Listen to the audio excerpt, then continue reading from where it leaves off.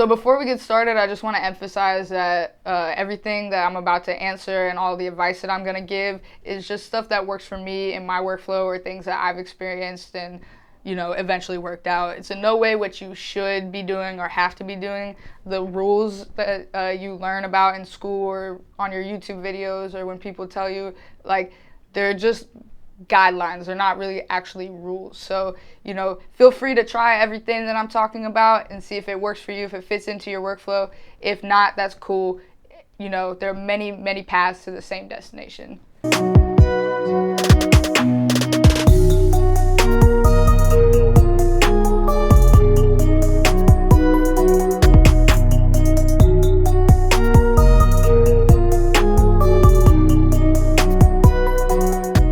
What's up, guys? It's Shan McMullen, and today I'm doing my Q&A video. I got some awesome questions from the good people of Instagram, so thank you to all my followers who submitted a question. So we're just gonna go ahead and jump right into it. First group of questions actually all come from the same person. It's my homie Kago at CAGO. His first one is, do you use dynamic EQ? I actually really haven't had the chance to check it out too much. He mentioned the Waves F6, and it seems really cool, but the answer is no.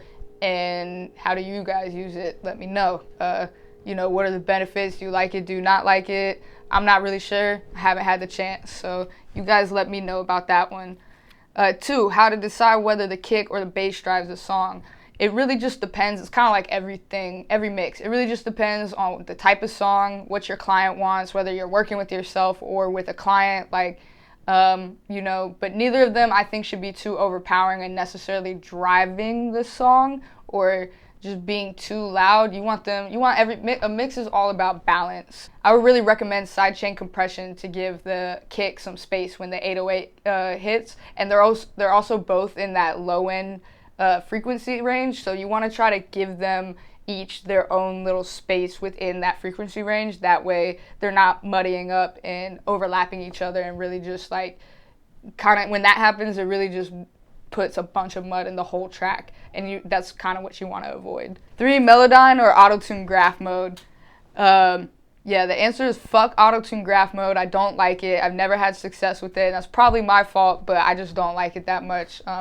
If anybody likes it or has success with it, let me know how you use it and, maybe teach me something. Maybe I can put it in my workflow. Melodyne is really tricky. Melodyne is hard to use, and it also is a big processing pig. Like, it takes up so much power on your computer and on your CPU, and it can really slow down your session. You also have to do it offline, which takes up time.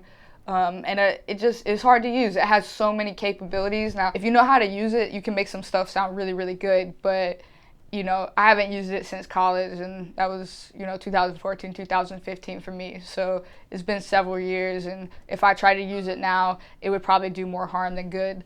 And the last question from Kago is the biggest Pro Tools comping efficiency hacks. Playlisting is a really useful feature that Pro Tools has. You can access it using Control backslash. That's a shortcut for it, Control backslash.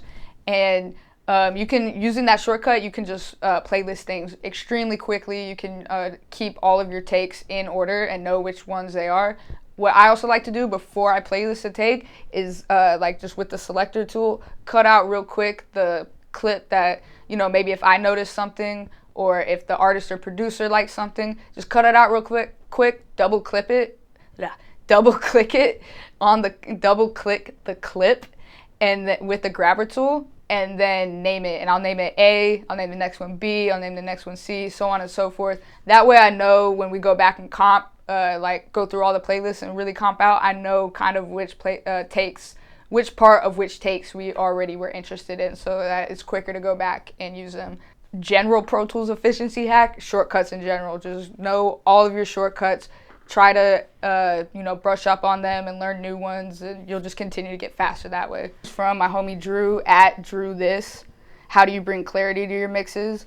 I'm a big fan of subtractive EQ. I really don't do too much adding when it comes to especially vocals. I mean, if it's there, it should have everything it needs already, in my opinion. You shouldn't really have to add too much, assuming that you're getting like a solid vocal. So if something needs more top end, instead of adding more top end, I might take out some of the lows and try to see if I can achieve it that way. So I do a lot of like really surgical cutting too, where you like boost the frequency with a really narrow cue, and then sweep it, and then try to find whatever frequency is like really bothering you, and then you cut that out.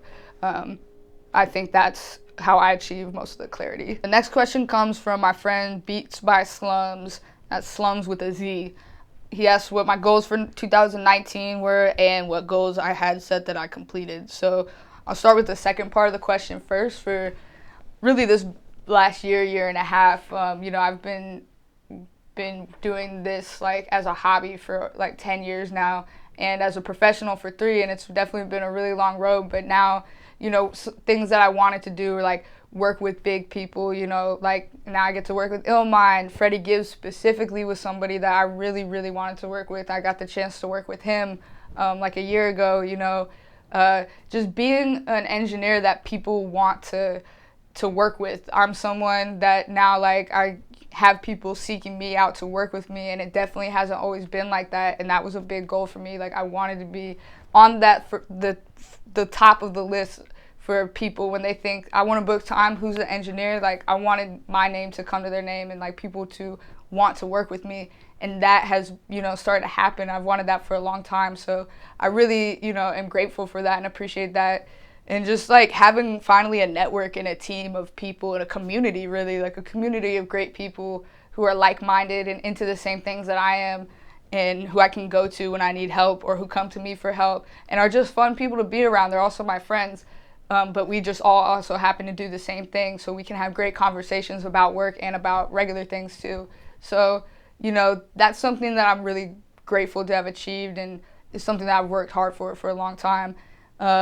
And like goals for this year are to just keep working, really, like just to keep working and building my network, working with bigger people, better people, making great music, and just really just meeting more people, building more relationships and networking, and just trying to push my career to that next level, and hopefully be Grammy nominated at some point in the next couple of years. So I'm just excited to keep going. This is really fun for me, and I'm just grateful to be where I am now.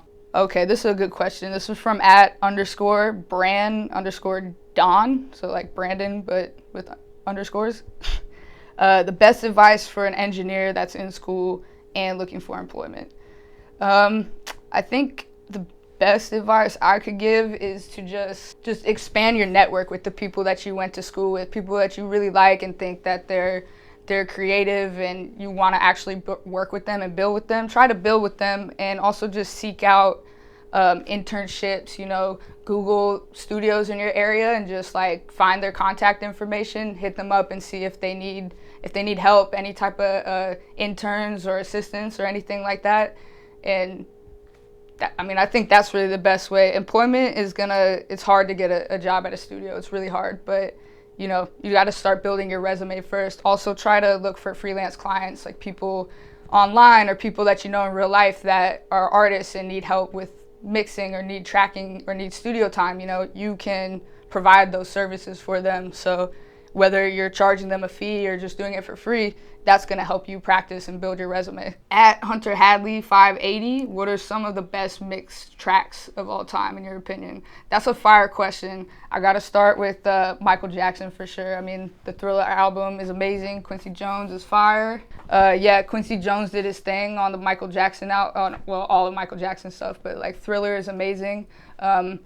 Take Care by Drake is also, I think, a really well-mixed album overall. I'm a big fan of 40's work, and a lot of Drake stuff sounds good. And I also really like Linkin Park's, so I haven't listened to anything new in a while, but I like all of their old stuff. I grew up on them. I think their stuff is mixed really well, and their production value is like really impressive. All right, @TrueYoungSchizo, the homie Schizo, man. Common effects on a vocal track.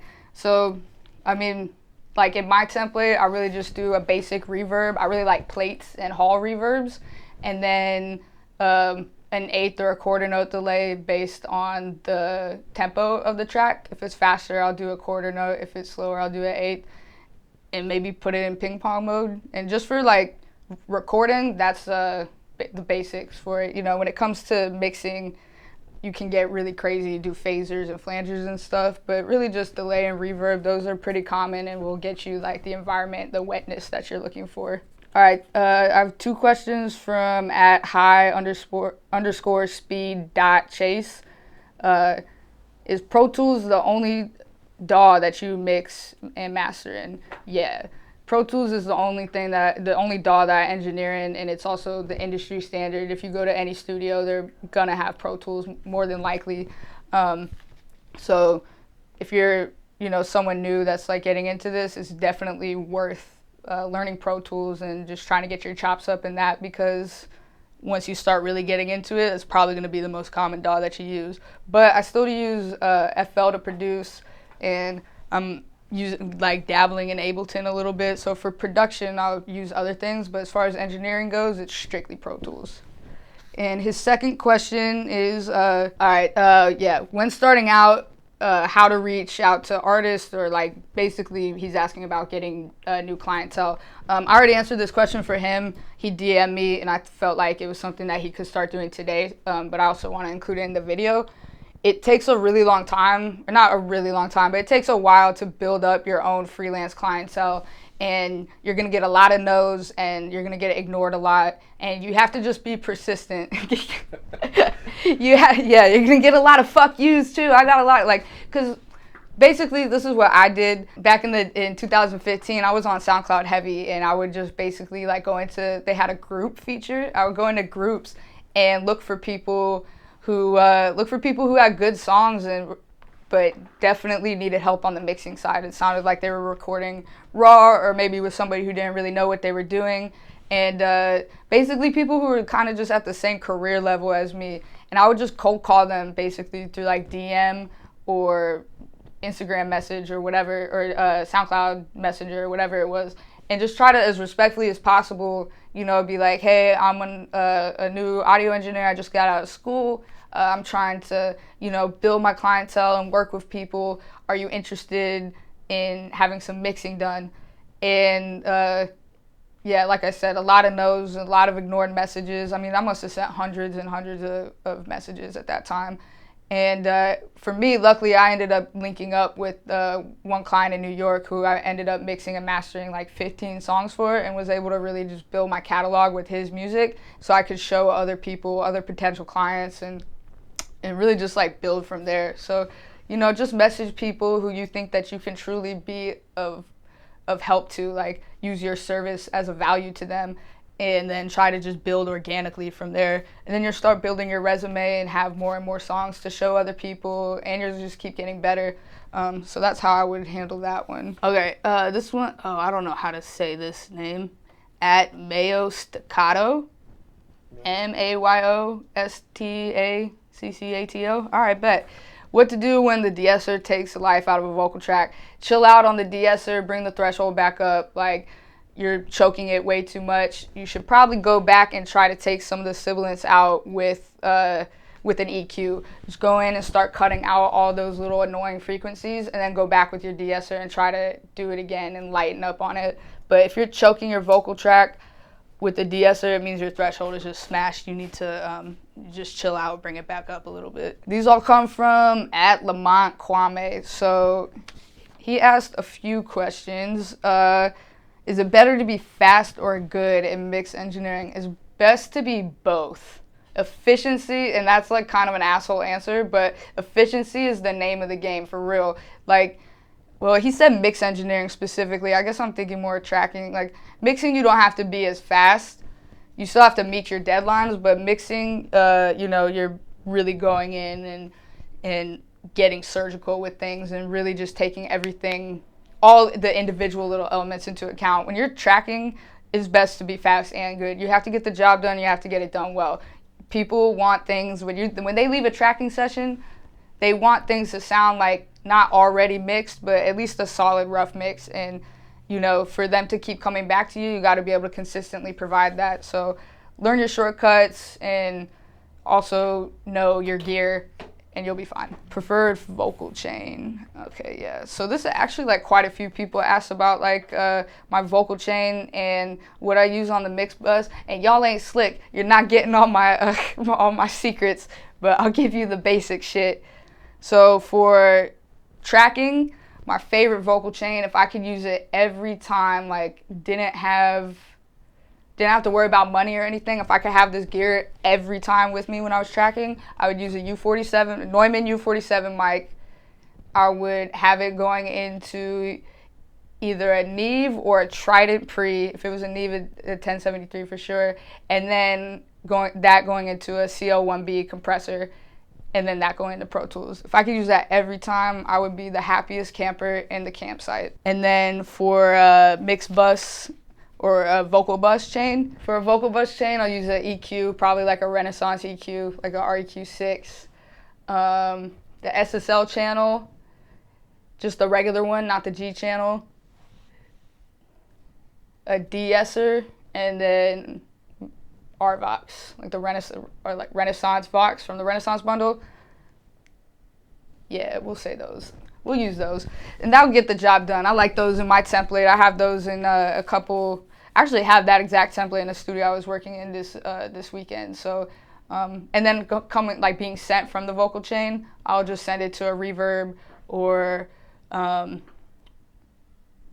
send it to a reverb and a delay, and maybe like a doubler or a chorus, and that'll be it. Do you use Slate VMR? No. Can't elaborate on that anymore, sorry. Favorite mic for vocals, I kind of already answered that, the Neumann U47, I really like that one. I would really like to try that Taylor Swift mic though, man. I just heard about it recently and it's supposed to be amazing, so I'm gonna check it out. This is a good question. What's the point of a mix bus when you can use the master? So your master track really just controls the output of whatever output it's assigned to. So if your whole mix is going to 1 and 2 and your master output is 1 and 2, then it's really just like a faucet, like a like a sink or something. You're literally just using it as a handle to control the output of the track. With the mix bus, your tracks are actually all routed to that track, and so it's really just a signal flow thing. It's where you put your plugins matters. So that's really just the difference of that. Favorite plugin for reverb, I love the Valhalla Vintage Verb. It's like a great go-to. It has great sounds, and you can really, it has like tools in the plugin itself for you to really manipulate the sound. So it's a great plugin. Difference between delay and echo. That's just like an echo is a subset of a delay, I think. Like a echo is a type of delay. And I think an echo is usually referred to like just really, really, really big spaces. I'm pretty sure. I could be totally wrong on that, so somebody feel free to correct me. I don't know if anybody here knows if I'm right or wrong, but that could be wrong. You're right. Thanks, Hugo. You're right. Last question he has is, do you stack vocals as in pan left, pan right, pan down the middle, and all different tones? Yeah, like, especially on hooks and stuff, you don't want to do that for everything, or I wouldn't do that on everything, but it's definitely a way to just create width in your mix, especially when you have a great singer who can do all these different harmonies and stuff, or even with the rapper who's like just maybe dubbing themselves. But for a typical hook, would be like a one lead that's pan center, and then you pan the other two left and right, 100% or 80%, however you want, and then maybe they'll do some ad-libs or something. All right, so that's it for the questions. I just want to thank everybody for watching, and super thank you to everybody who asked me questions. I also went live during some of the filming of this, and a lot of people, I had like 28 people tuned in, which, for me is like kind of a lot. So I really appreciate everybody, just for the support. And thank you to Hugo Meza Soto for helping me out and filming this and editing it for me. I'm working with him and with some other creators to put out more content. So please, keep watching and expect more stuff from me. And as always, follow me on Instagram and Twitter at Conductor Shan, and hit me up. I'm here to talk to you guys whenever. So, yeah, Mike.